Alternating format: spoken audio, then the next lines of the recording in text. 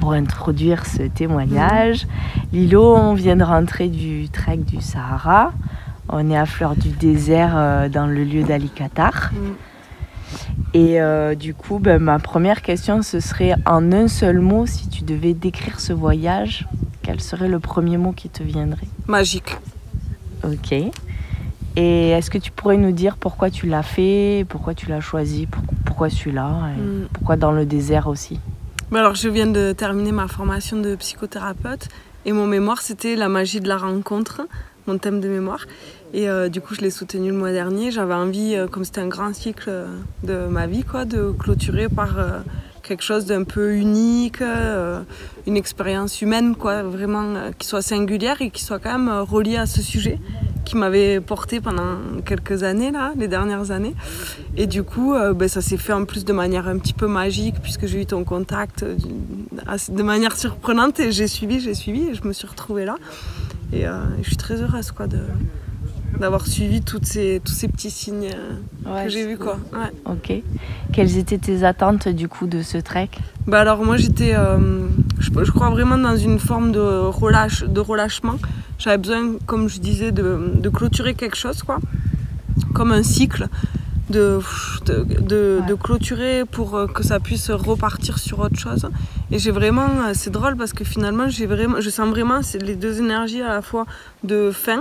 Ouais. Et à la fois de fou, comme si la vague elle repart et je sens beaucoup d'énergie là et je me sens vraiment comme une parenthèse entre la fin de quelque chose, une petite parenthèse, et c'est ça? Ouais, on pourrait dire ça. Ouais, on pourrait parler de parenthèse, ouais, je pense. Ok, une pause aussi. Ouais, une pause. Ouais, j'ai eu besoin de. Je crois qu'en fait, ça m'a reposé quand même beaucoup aussi ce moment et de plus être dans l'habituel, le téléphone, les contraintes, le travail et tout. Vraiment, je me sens comme redynamisée, quoi, quelque chose comme ça. Après ça? Ouais. Comme si on avait appuyé sur reset et que clac, ça peut repartir, quoi. Okay. Quelque chose comme ça, très fort. Ouais. Ah, c'est génial. Ouais. Et qu'est-ce que tu as aimé le plus du coup dans ce trek?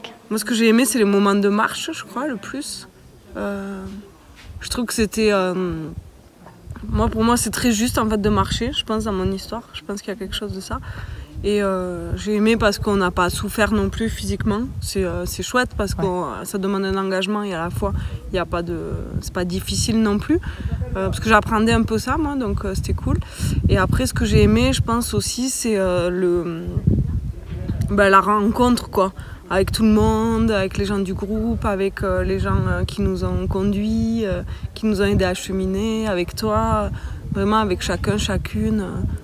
Je crois que moi, ce qui me touche le plus dans l'existence, c'est ça, en fait, c'est de rencontrer l'autre et d'oser s'approcher plus de soi aussi, parce que plus je vais au contact de l'autre et plus je peux aller à mon contact aussi. Donc je crois qu'il y a quelque chose de comme ça, je peux rencontrer l'autre et je peux aussi découvrir peut-être quelque chose de moi que je connaissais pas ou plus profond. Et qu'est-ce que tu dirais justement dans la rencontre avec les nomades? La rencontre avec les nomades, je me sens que pour moi, elle a été pas si facile que ça, parce que je crois que j'avais le sentiment d'intruser leur espace. En fait, j'ai trouvé que c'était difficile, alors qu'eux, ils n'ont pas du tout manifesté ça.